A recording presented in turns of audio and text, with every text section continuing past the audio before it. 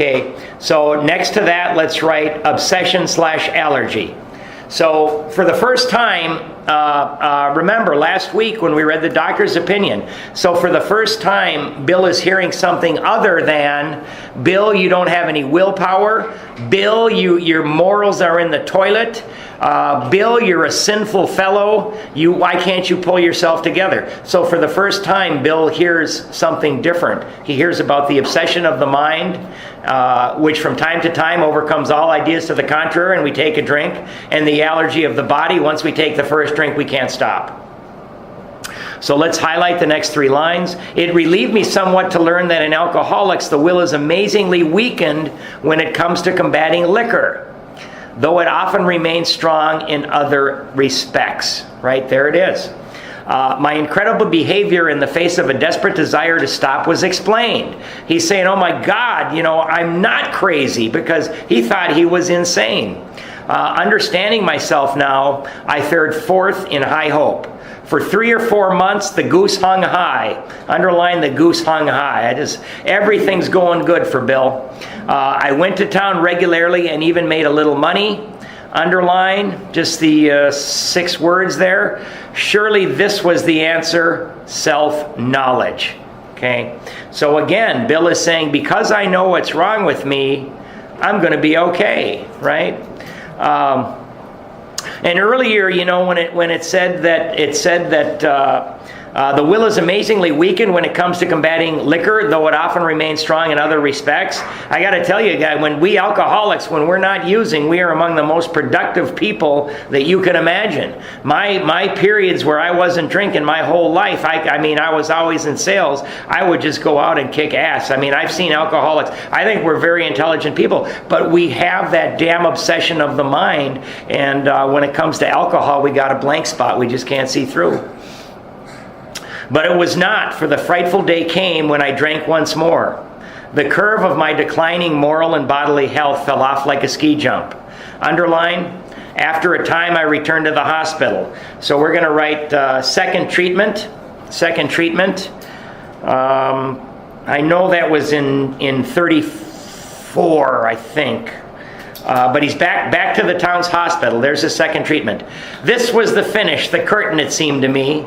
My weary and despairing wife was informed that it would all end with heart failure during delirium tremens, or I would develop a wet brain. Highlight wet brain.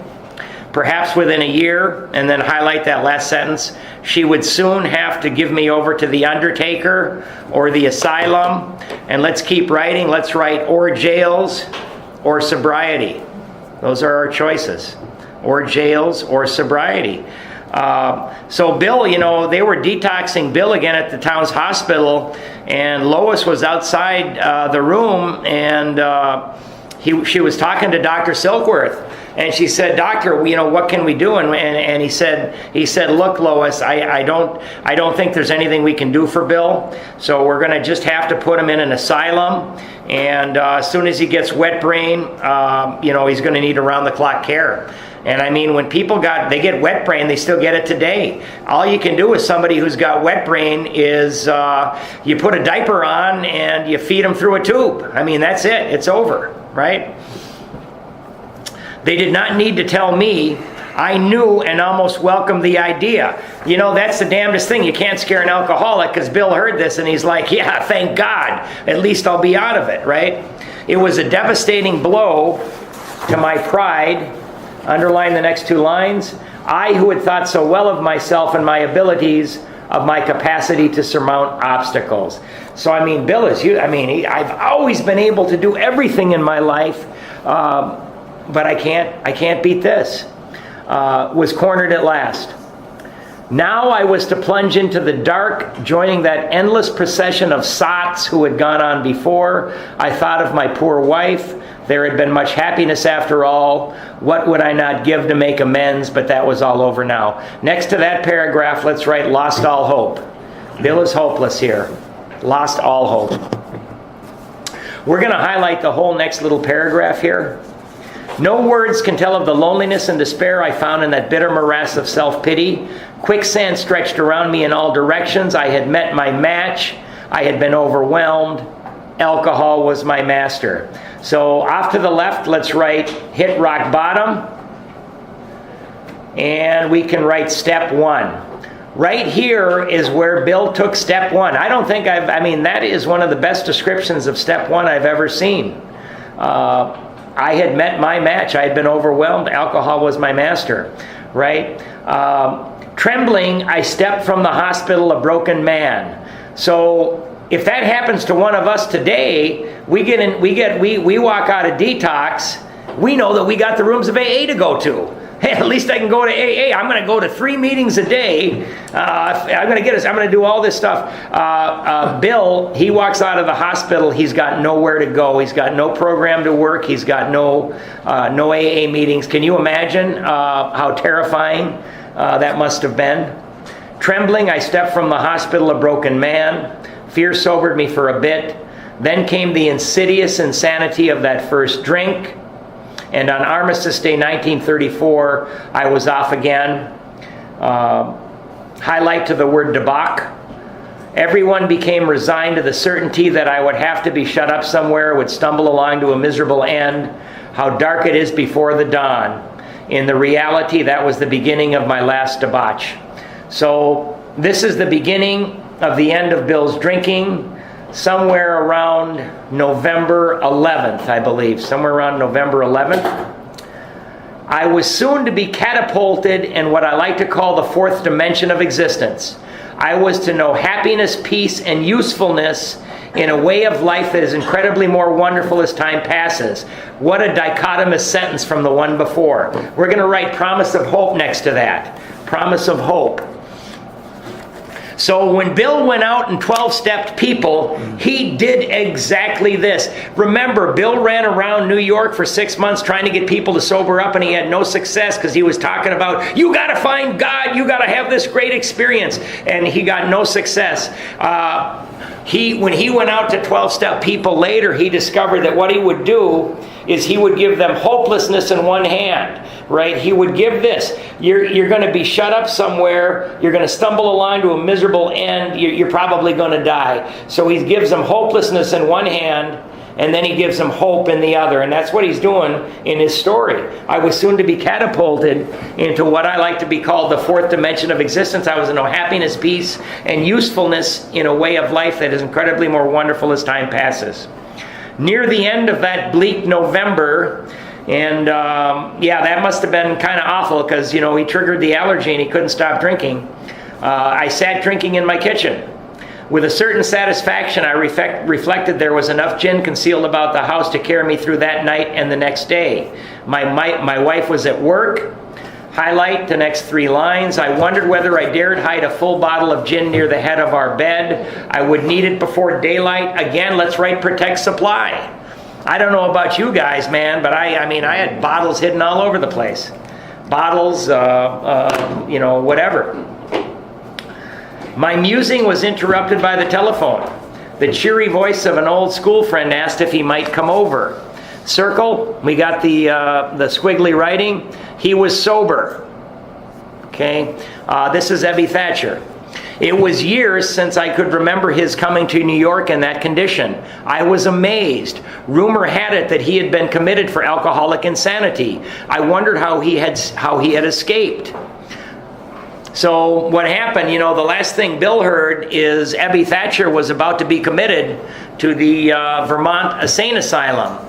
Ebby Thatcher came from a prominent family in Albany, New York, and his father was actually in the midst of a mayoral election. And Ebby was going out getting drunk and raising hell and causing problems. And his father said, Ebby, get the hell out of town, go to our summer place, and while you're there, fix the summer place up because we're going to be coming there next summer.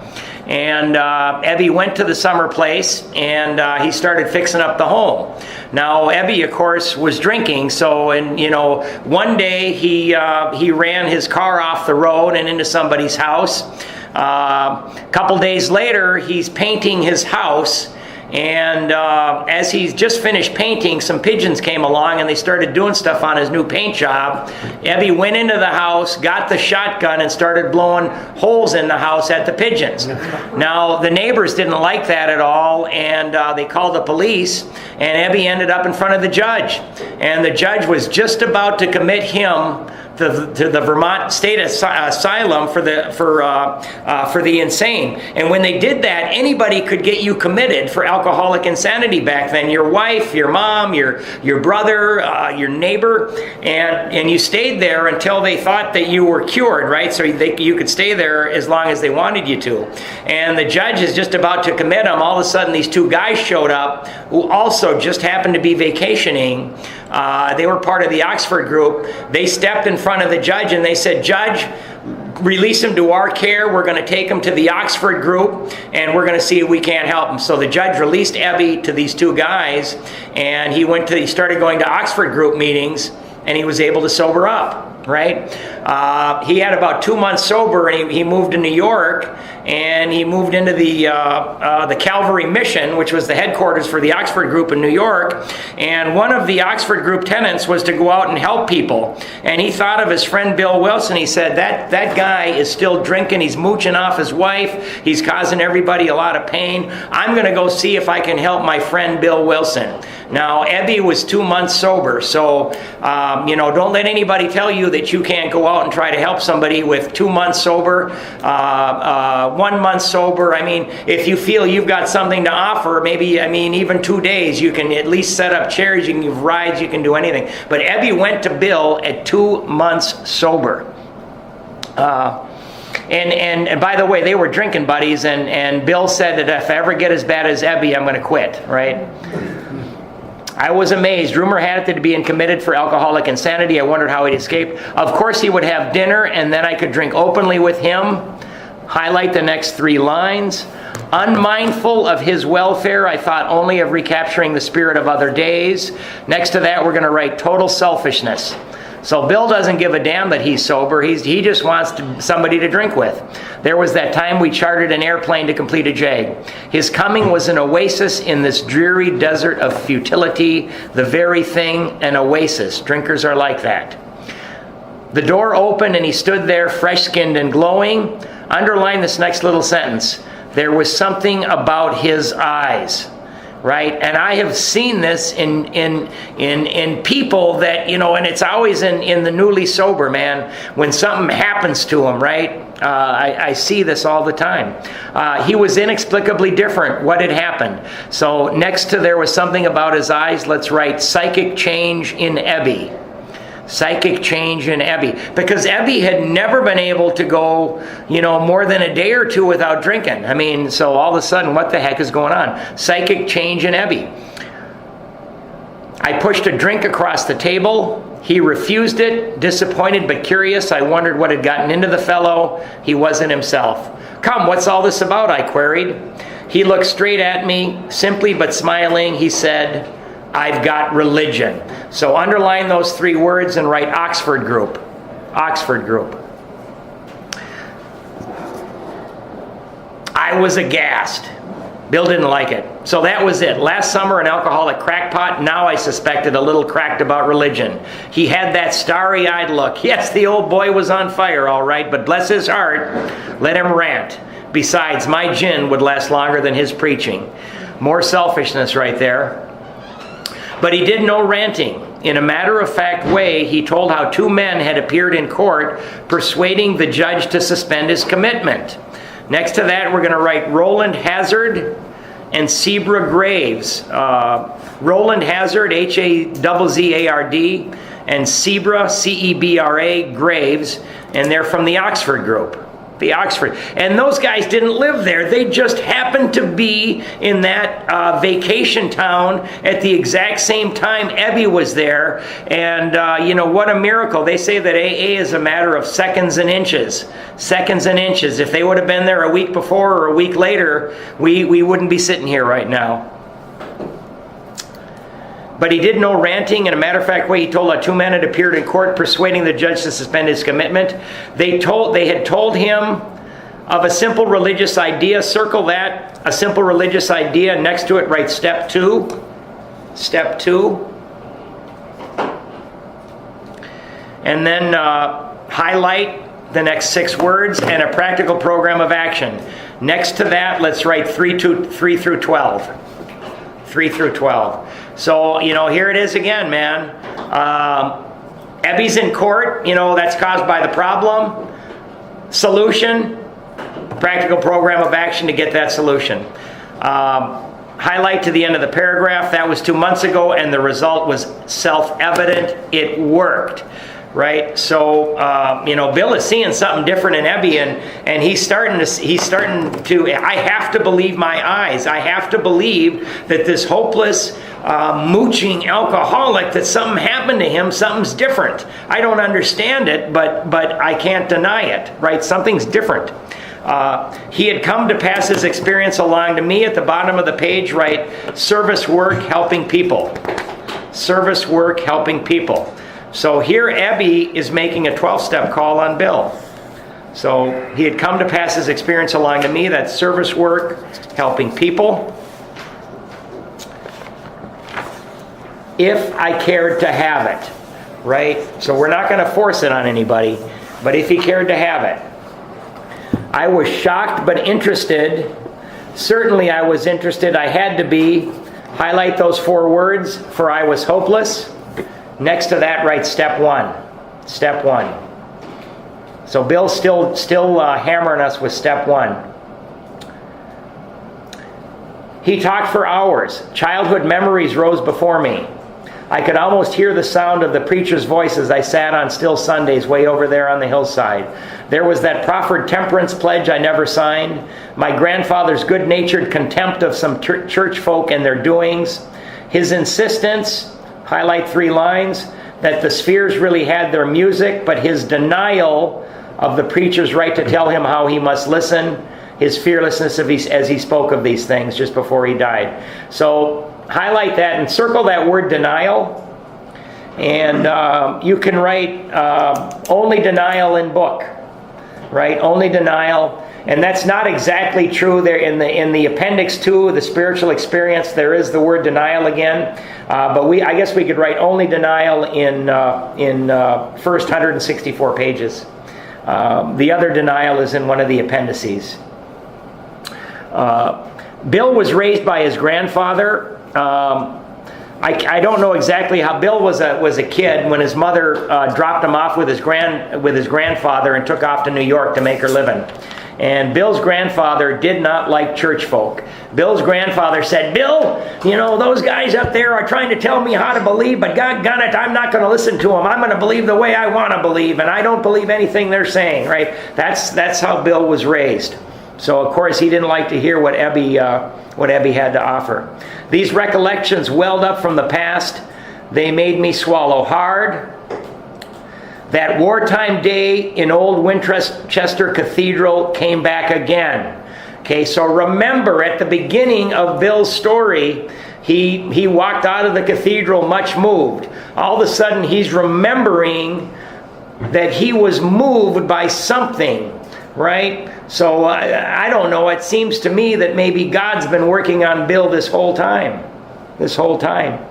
Highlight the next little sentence. I had always believed in a power greater than myself, right? Circle the word power.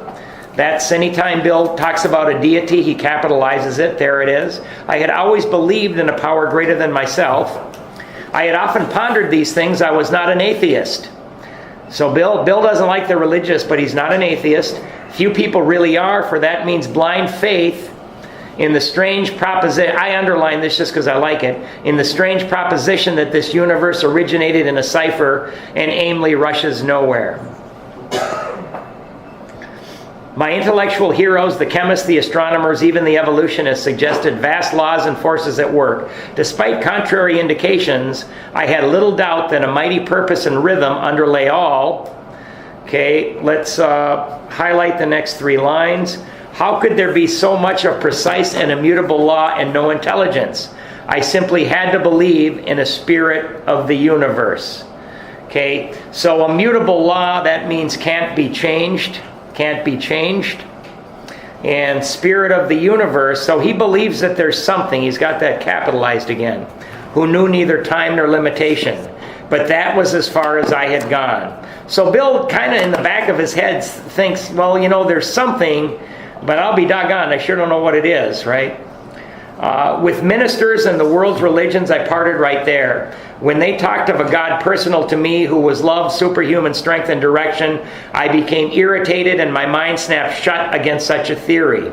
So let's, at the bottom of the page, let's write, some people had bad experiences with organized religion. Maybe some of you did. Some people had bad experiences with organized religion.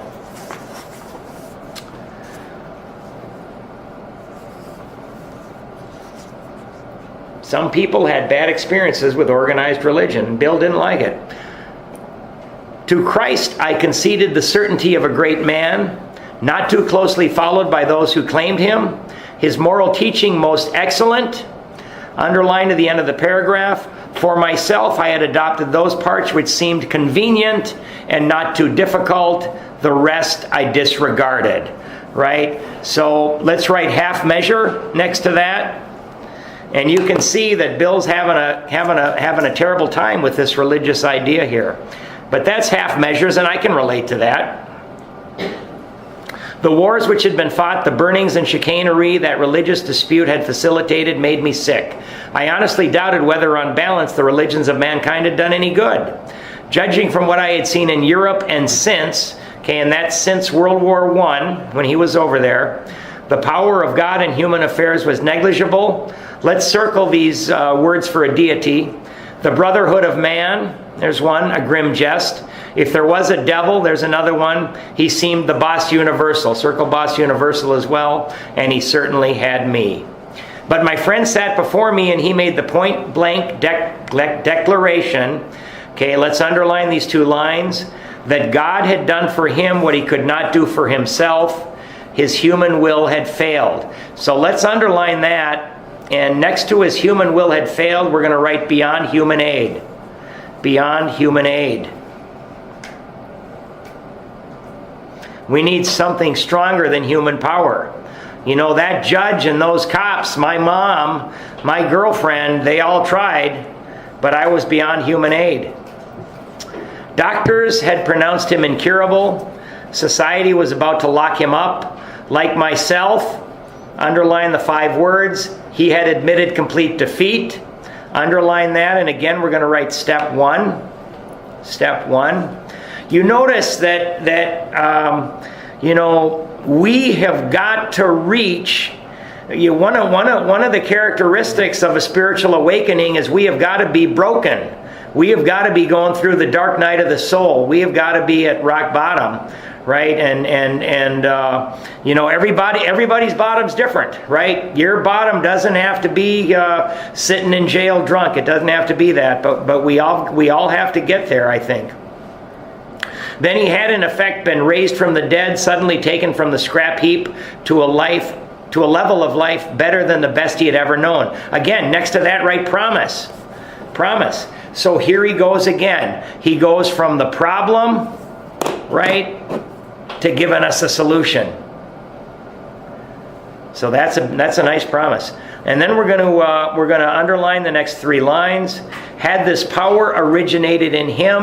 Obviously it had not. There had been no more power in him than there was in me at that minute. And this was none at all. Okay, so next to what we just underlined, we're going to write identification, Ebby 2 months sober. Identification, Ebby 2 months sober. So Bill knew Ebby. He drank with Ebby his whole life. And all of a sudden, Bill is saying, what in the hell happened? I've never seen anything like this. Identification, Ebby 2 months sober.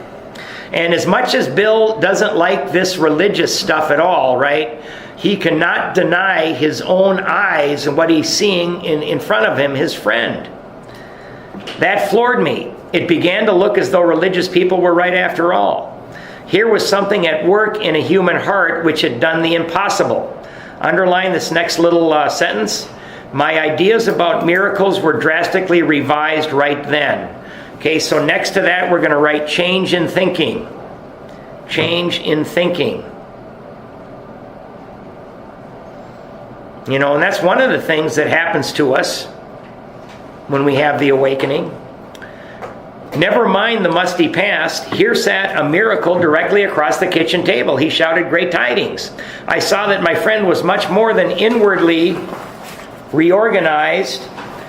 Underline to the end of the paragraph there, just that little bit. He was on a different footing. His roots grasped a new soil. So again, next to that, write psychic change. Psychic change. Something different about it. Something remarkably different. Psychic change. Despite the living example of my friend, there remained in me the vestiges. Underline vestiges and draw a little arrow, write old ideas. Those are the old ideas, the vestiges of my old prejudice. So even though he sees it, he still can't believe it. The word God still aroused a certain antipathy. And a lot of people coming in AAA, they don't like that word.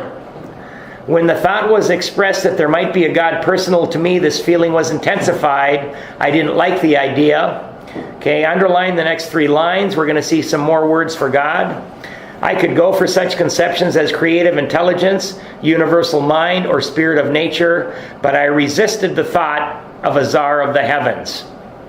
However, stop highlighting there, however loving his sway might be. I have since talked with scores of men who felt the same way, right? So Bill is saying that I don't believe this, man.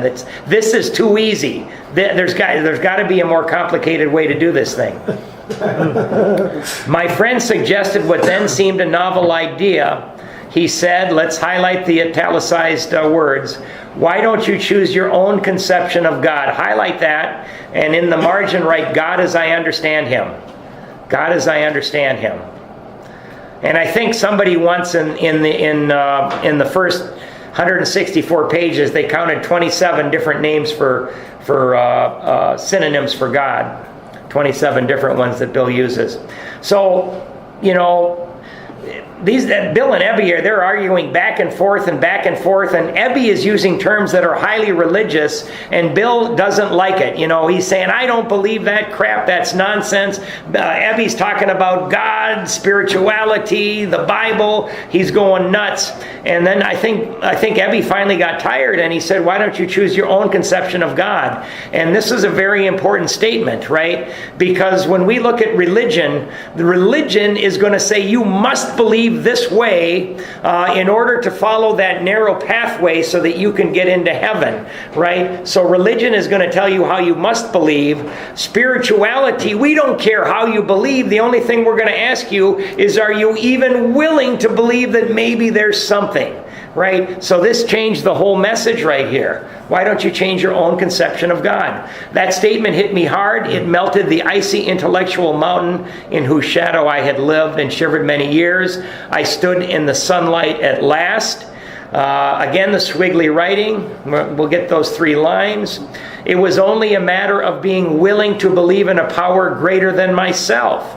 Nothing more was required of me to make my beginning. Now, there was no step 2 in those days, but let's write step 2 next to that. I think right here, Bill is taking step 2. A power greater than myself, and not what the preachers say. I saw that growth could start from that point. Upon a foundation of complete willingness, I might build what I saw in my friend. Would I have it? Of course I would. So Bill takes step 2 right here. He's taken step 2. Thus I was convinced that God is concerned with us humans when we want him enough. Underline when we want him enough, right? That's why my first sponsor said, you got to seek. At long last I saw, I felt, I believed. Scales of pride and prejudice fell from my eyes. Underline that last sentence. A new world came into view. A new world came into view. The real significance of my experience in the cathedral burst upon me. There it is again, right? Remember from page 1 when he walked out of that cathedral, all of a sudden, boom, 20 years later, boom, it hits him. I think God had been with Bill this whole time. For a brief moment, I had needed and wanted God. There had been a humbling willingness, underlying humble willingness, to have Him with me, and He came. But soon His presence, but the sense of His presence had been blotted out by worldly clamors, mostly those within myself. So, the worldly clamors. Above that, let's write, be still and listen. Be still and listen. Worldly clamors. I got to have a better job than you. I got to have more money than you. I've been taught that I've got to have a wife and 2 kids and a big house and a lake home. And I've got to be the boss, right? I mean, all of these worldly clamors. And they're all coming from his own head. Mostly those in myself. And so it had been ever since, how blind I had been. So you can write, Bill was 39 years old. 39 years old. Sober date, December 11th, 1935. Or 34, excuse me. December 11th, 1934. 39 years old. At the hospital, I was separated from alcohol for the last time. So again, you can write third treatment. Bill goes in for his third treatment. Treatment seemed wise, for I showed signs of delirium tremens. Okay, so we're gonna see if Bill didn't take the rest of the steps in the town's hospital. We saw where Bill took step 1. We saw where he took step 2 when Ebby in the kitchen. And here we go. There I humbly offered myself to God, as I then understood Him, to do with me as He would. I placed myself unreservedly under His care and direction. Okay, underline under His care and direction. So those first 3 lines we can write third step, or first 4 lines, but right there, write third step. I admitted for the first time that of myself I was nothing, that without Him I was lost. Okay, actually put a little line after lost. That whole first part is the third step right there. So he's in the hospital, and Ebby Thatcher is visiting him, and Ebby Thatcher is guiding him through the Oxford Group tenets. I had one duffer that the guy had been sober for 40 years, and he said, Bill never took the steps. And of course, me, I'm a hothead. I got really mad. Yes, he did, right? So of course I thought about it. I said, what I'm going to do? I'm going to photocopy this, and I'm going to write these steps out and give it to the guy if I ever see him again. So right here is the third step, right? I ruthlessly faced my sins. We're going to write step 4. Put a little line after sins. That's step 4. And became willing to have my newfound friend, circle friend, and above it write God. It's capitalized. My newfound friend. Right? Circle that, write God above it. And became willing to have my newfound friend take them away, root and branch. We're going to write 6 and 7. Step 6 and 7 right there. I have not had a drink since. Okay, my schoolmate visited me. Again, you can write Ebby Thatcher.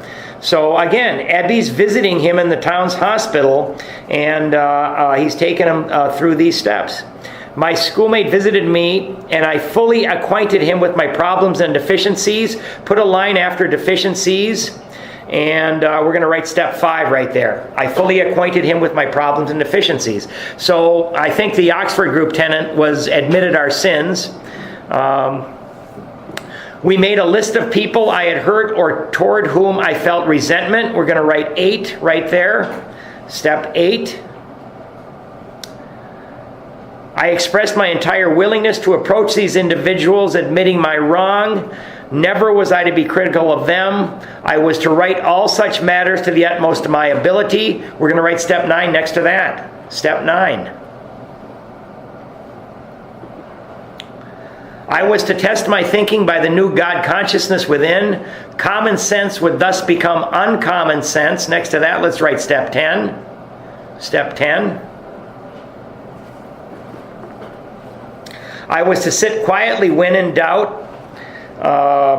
I guess I got highlight the next 3 lines. Asking only for direction and strength to meet my problems as He would have me, circle He.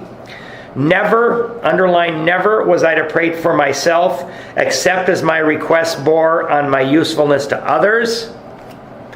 Okay, so we are going to, then only might I expect to receive, but that would be in great measure. We're going to write step 11 right in there, step 11.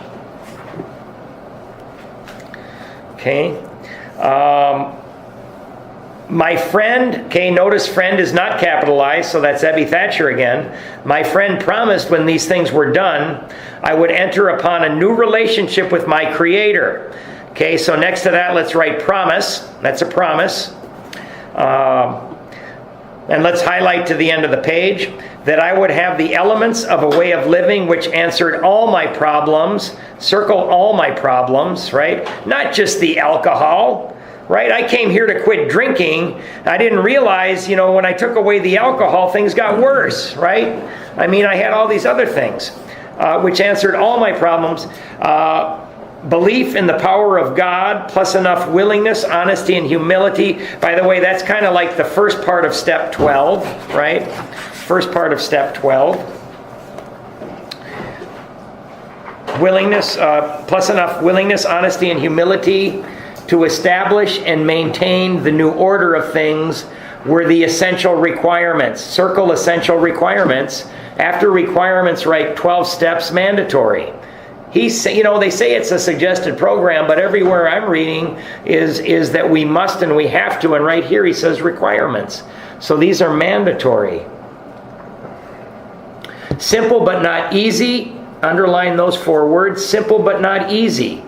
Right? So we're going to have to do some work. We're going to have to do some work. A price had to be paid. It meant destruction of self-centeredness. Underline the next sentence. I must, circle must, turn in all things to the Father of light. You can see that's another deity who presides over us all. So, right here, Bill is saying we got to give up to 2 things that we love the most. Our alcohol and our self-centeredness. 2 things we just love. These were revolutionary and drastic proposals, but the moment I fully accepted them, circle fully accepted them, and draw a little arrow, write surrendered. That was the Oxford, that was one of the Oxford group tenets. The moment I fully accepted them, the effect was electric. Underline the next sentence. There was a sense of victory followed by such a peace and serenity as I had never known. Underline that, and again, write promise next to it. Promise. There's another promise. There was utter confidence. I felt lifted up as though the great clean wind of a mountaintop blew through and through. Underline, God comes to most men gradually, but his impact on me was sudden and profound.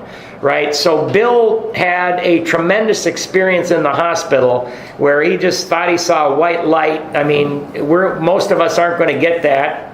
Most of us are going to get a gradual spiritual awakening. Bill had a spiritual experience. It hit him right in the head, right? So his was sudden spiritual experience. Most of us get a spiritual awakening that occurs over time as we do the work in the book. For a moment, I was alarmed and called my friend the doctor to ask if I were still sane. He listened in wonder as I talked, and again, that's William Silkworth. Finally, he shook his head, saying, "Something has happened to you. I don't understand, but you had better hang on to it. Anything is better than the way you were." The good doctor now sees many men who have had such experiences. He knows they are real. Okay, so let's highlight the next paragraph. While I lay in the hospital, the thought came that there were thousands of hopeless alcoholics who might be glad to have what had been so freely given to me. Perhaps I could help some of them. They in turn might work with others. Next to that, write, give it to keep it.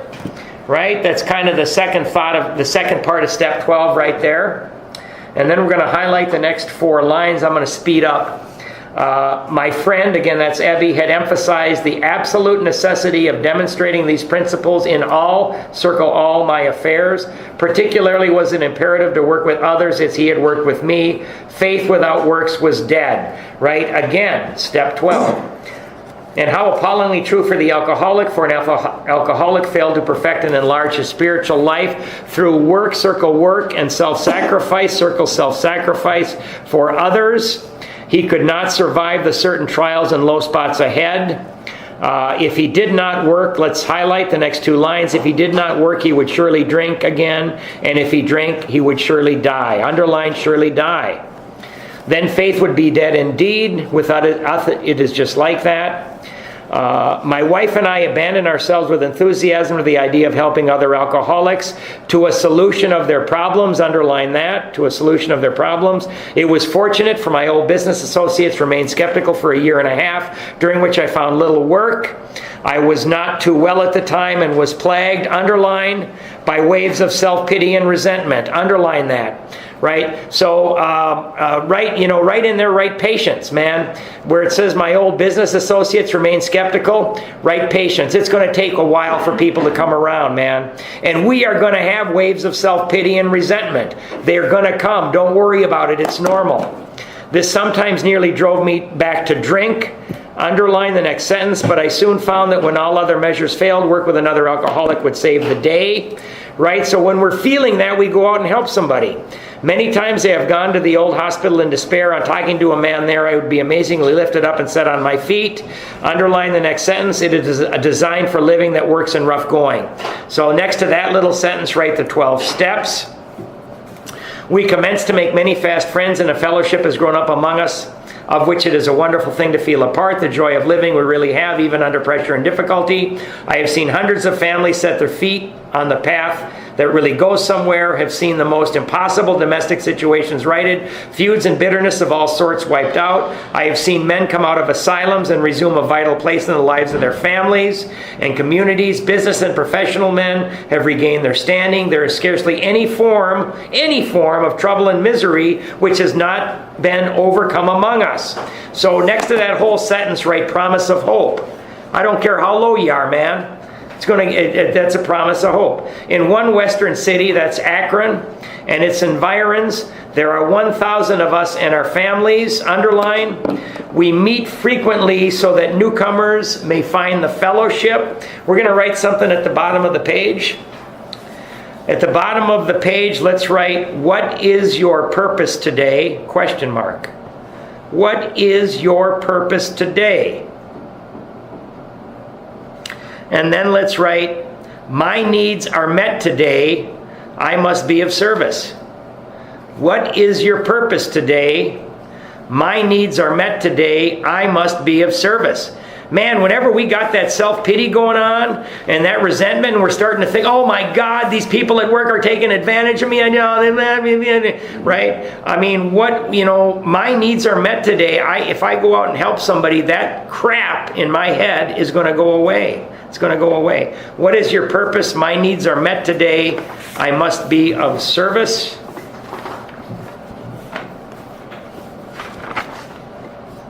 We meet frequently so that the newcomers may find the fellowship they seek.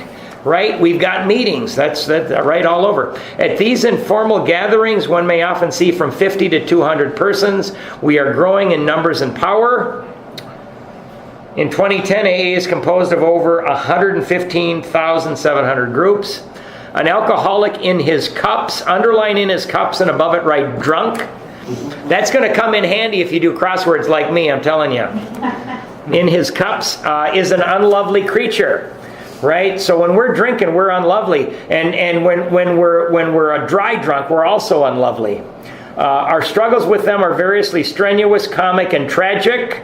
One poor chap committed suicide in my home. He could not or would not see our way of life. Next to that, let's write head in the oven. Bill and Lois got home, and the guy, his ass was sticking out of the oven. There is, however, a vast amount of fun about it all. I suppose some would be shocked at our seeming worldliness and levity, but just underneath there is deadly earnestness. Underline the next sentence. Faith has to work 24 hours a day in and through us, or we perish. Right? And you know what? We're going to have trials and we're going to have low spots. Right? But we're going to be able to get through them. Most of us feel we need look no further for utopia. Next to utopia, you can write perfect place. We have it with us right here and now. Each day in my friend's simple talk in our kitchen multiplies itself in a widening circle of peace on earth and goodwill to men. Okay, so we're going to write a couple of things. End of week 3. And then right here we got another ask sponsee. When you get to this point, we're going to write ask sponsee, do you want to go on? Right? Do you want to go on? Right? And I want all of you guys to think about that too. do you want to go on? And then you can write, we have been 12-stepped by Bill W. And end of week 3, ask sponsee, do you want to go on? We have been 12-stepped by Bill W. 36 years sober, 75 years old when he died. January 24, 71. I just got one quick thing to read, then we'll say the third step prayer and get out of here. If I can find it.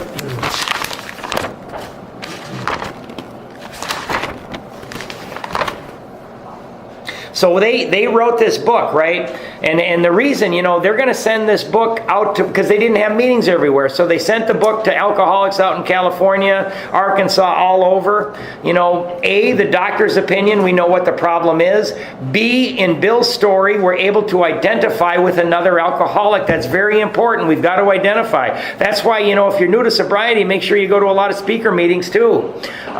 C, we're going to see him go from fun drinking to drinking because of absolute necessity, to the sickest of all, which is oblivion. And then we're going to see Bill recover from that condition, right? If we are like Bill, right, if he can recover, maybe we can do it too, right? This is the beginning of belief, of hope, right? And it's no accident that the next chapter is there is a solution. Next Tuesday is the 4th of July. We're not meeting. So we are going to be meeting on, I believe, the 11th. We're going to do There Is a Solution. And let's end with the third step prayer, page 63.